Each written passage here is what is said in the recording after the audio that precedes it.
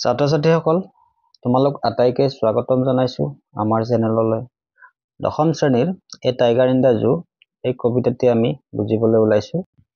ছাত্ৰ-ছাত্ৰীসকল কথাতে কোৱা হয় যে কবিতা এটা এনে বস্তু যিটো বস্তুৱে মানুহক আমোদ দিয়ে, জ্ঞান যোগান ধৰে। আৰু হিন্দীতো এটা কথা আছে, জাহা না পহুঁচে ৰবি ৱাহা যা পহুঁচে কবি। অৰ্থাৎ সূৰ্যৰ কিৰণো য'ত গৈ নাপায় তেনে ঠাইত কবিৰ শক্তি আছে, কবিয়ে যাই ওলাব পাৰে। আচ্ছা, যি কি নহওক কবিতা আমাৰ দৰকাৰী বস্তু মানৱ সমাজৰ কাৰণে। মানুহক মানুহ হৈ থকাত অনুভৱ কৰাত কবিতাই সহায় কৰে। দশম শ্ৰেণীৰ এটা কবিতা এইটো, এই টাইগাৰ ইন দা জু। এই কবিতাটো আমি অলপ বুজিবলৈ যত্ন কৰিম। আহাচোন এই কবিতাটোত কি কৈছে চোৱা। ইয়াতে দুটা বাঘৰ কথা কৈ থকা হৈছে সঘনাই, কিন্তু ইয়াতে সঁচাকৈ দুটা বাঘ আছে নে এটাই বাঘৰে কথা কৈছে না গোটেই বাঘ শ্ৰেণীটোক কোৱা হৈছে, গোটেই বাঘক সমষ্টিগতভাৱে কোৱা হৈছে, এইখিনি কথা আমি ভালকৈ জানি ল'ম। আমি প্ৰথমটো ষ্টেঞ্জালৈ যাম। ইয়াতে কোৱা হৈছে হি ষ্টক্স ইন হিজ ভিভিড ষ্ট্ৰাইপছ, অৰ্থাৎ ভিভিড মানে উজ্জ্বল, গ্লেয়াৰিং। এতিয়া বাঘ এটাই ষ্টক কৰে বুলি কৈছে। ষ্টক মানে বাঘে যেতিয়া খোজ কাঢ়ে, বাঘে একদম শব্দ কৰি ডাঙৰ ডাঙৰকৈ খোজ নাকাঢ়ে, বাঘে সদায় নিশব্দে খোজ কাঢ়ে, সেইটোৱে হৈছে ষ্টক্স। এতিয়া কৈছে যে ষ্ট্ৰাইপ আছে, আঁচ আছে বাঘটোৰ গাত, বাঘ এটাই এনেদৰে খোজ কাঢ়ে। আৰু কি কৈছে, the few steps of his cage. আৰু ইয়াতে কৈছে যে ক'ত খোজ কাঢ়িছে, এটা কেজত খোজ কাঢ়িছে, পিঞ্জৰাত খোজ কাঢ়িছে। তাৰপিছত কোৱা হৈছে on pads of velvet quiet. Quiet শব্দটো দুবাৰ ইউজ হৈছে, তৃতীয় শাৰীটো ইউজ হৈছে, চতুৰ্থ শাৰীটো ইউজ হৈছে। এতিয়া কোৱাইট শব্দটোৰ দুটা কথা মন কৰিবা, মই স্ক্ৰীণত তোমালোকক দেখাই দিম।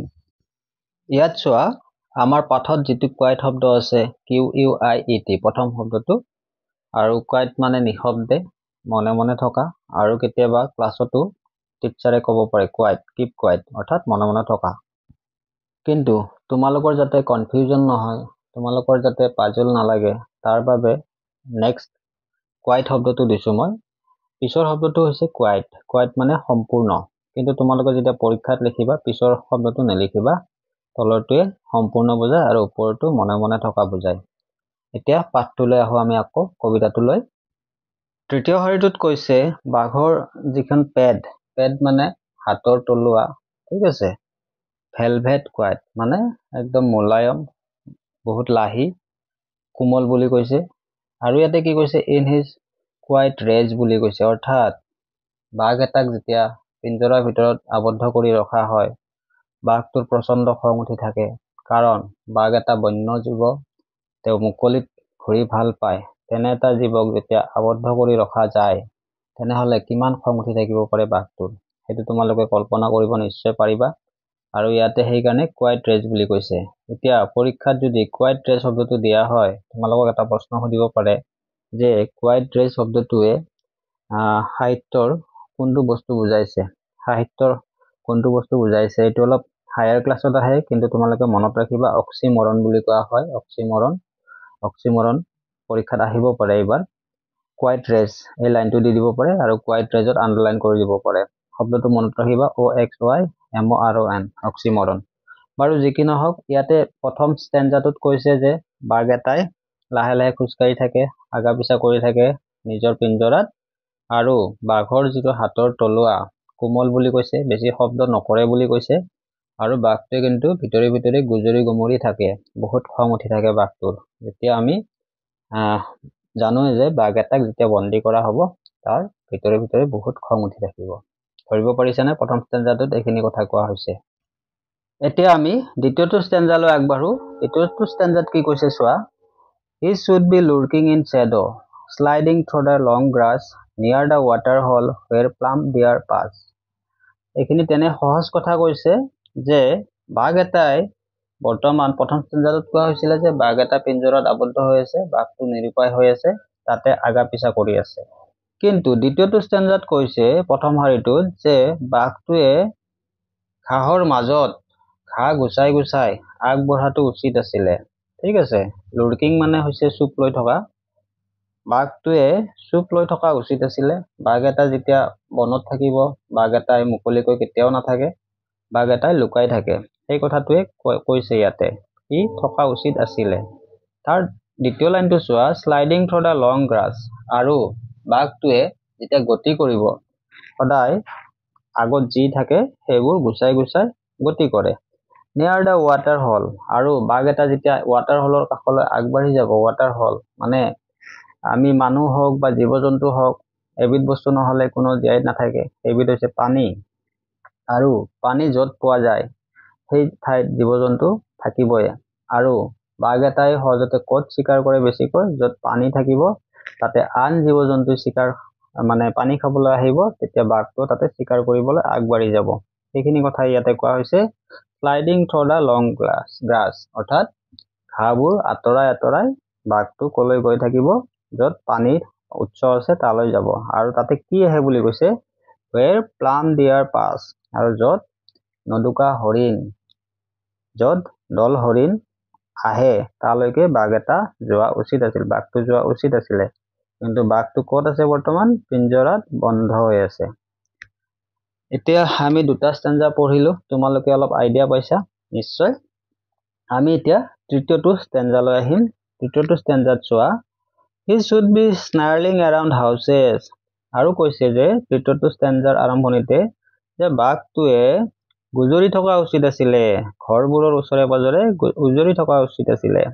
এট দ্য জংগলছ এজ, মানে জংঘলৰ যিবোৰ দাঁতিকাষৰীয়া ঠাই আছিলে সেই ঠাইবোৰত বাঘটোৱে গুজৰি থকা উচিত আছিলে। বেৰিং হিজ হোৱাইট ফেংছ, আৰু তাৰ বগা চিকাৰী দাঁতবিলাক দেখুৱাই সি গুজৰি থকা উচিত আছিলে। হিজ ক্লজ, আৰু তাৰ হাতোৰাবিলাক মানে বাঘৰ হাতৰ নখ থকা হাতোৰাবিলাক।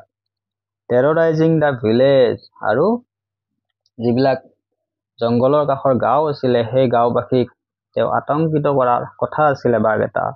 যেতিয়া বাঘ এটা মুকলিত থাকিব এনেকুৱা ধৰণৰ কামবিলাক বাঘে কৰি থকা উচিত আছিলে।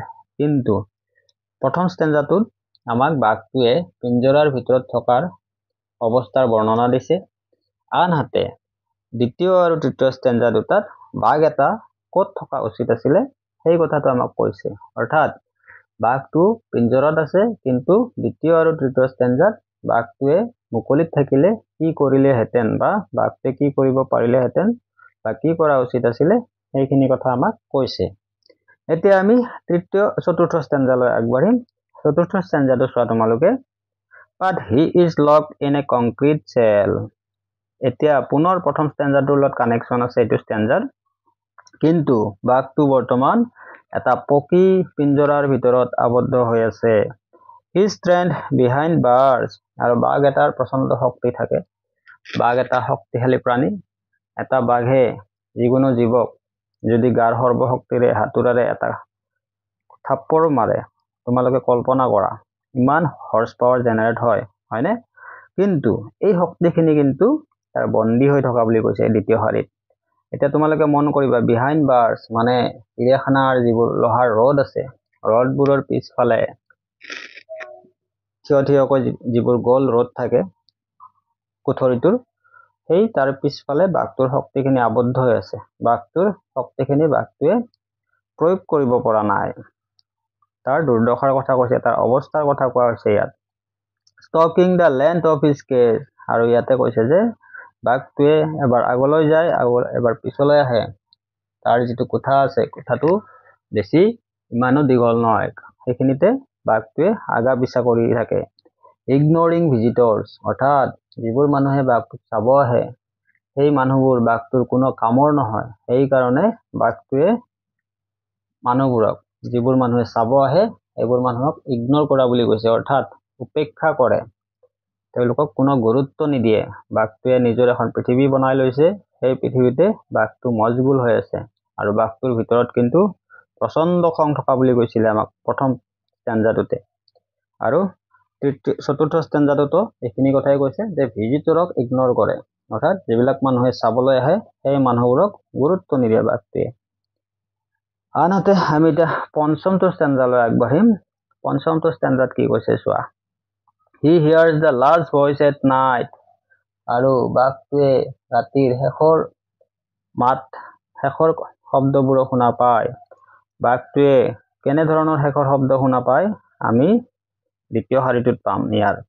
দ্য পেট্ৰলিং কাৰ্ছ, যিবিলাক গাড়ীয়ে টহল দি থাকে সেই গাড়ীবোৰৰ শব্দবিলাক শুনা পায়। And stares with his brilliant আইজ, আৰু বাঘটোৱে একেথিৰে চাই থাকে। বাঘটোৱে একেথিৰে চাই থাকে। কি বস্তু চাই থাকে? ব্ৰিলিয়াণ্ট আইচেৰে চাই থাকে।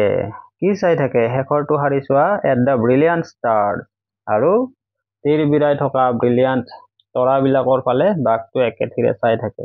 বাঘটো এটা হেল্পলেছ জীৱলৈ ৰূপান্তৰিত হৈছে পিঞ্জৰাত। বাঘটোৰ হাতত বেলেগ উপায় নাই। বাঘটোৱে ৰাতিৰ শেষৰ শব্দবিলাক শুনা পায়, যিবিলাক গাড়ীয়ে টহল দি থাকে। আনহাতে বাঘটোৱে পিঞ্জৰাৰ পৰা আকাশলৈ চাই থাকে, একেথিৰে জিলিকি জিলিকি থকা তৰাবোৰ চাই থাকে। ছাত্ৰ ছাত্ৰীসকল, তোমালোকে ধৰিব পাৰিছানে এই কবিতাটো? ছাত্ৰ ছাত্ৰীসকল, মই তোমালোকক কবিতাটো মূল ভাৱটো অলপ বিৱৰি ক'লো। ইয়াতে এটা বাঘৰে কথা কৈছে, কিন্তু এই বাঘটো পিঞ্জৰাত আবদ্ধ হৈ আছে, আৰু এই বাঘটোৱে মুকলিত থাকিলে কি কৰিলেহেঁতেন, আৰু বৰ্তমান আবদ্ধ হৈ থাকোঁতে নিৰুপায় হৈ কি কাম কৰি আছে, এইখিনি কথাই ইয়াতে কোৱা হৈছে, এই কবিতাটোত কোৱা হৈছে। তোমালোকে কবিজনৰ নাম মনত ৰাখিবা, লেছলি নৰিছ, আৰু আশা কৰোঁ তোমালোকে এই কবিতাটো বুজি পাইছা। আজিলৈ ইমানে। যিসকল ছাত্ৰ ছাত্ৰীয়ে আমাৰ চেনেলটো ছাবস্ক্ৰাইব কৰা নাই, তোমালোকে ছাবস্ক্ৰাইব কৰিবা বুলি আশা থাকিল, আৰু যিসকল ছাত্ৰ ছাত্ৰী নতুন, তোমালোকেও আমাৰ চেনেলটো ছাবস্ক্ৰাইব কৰি আমাক উৎসাহিত কৰিবা বুলি আশা থাকিল। ধন্যবাদ। তোমালোকৰ ভাল হওক।